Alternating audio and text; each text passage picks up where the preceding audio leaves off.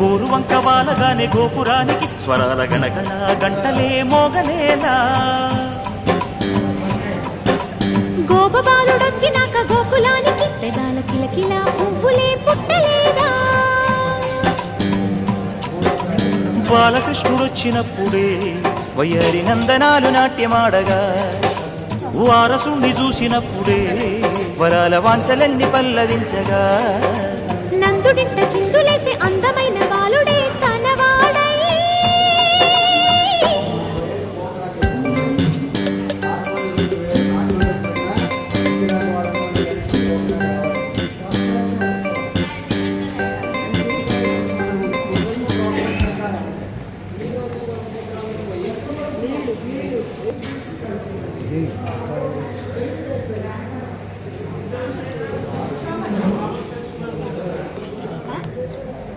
plate కోసం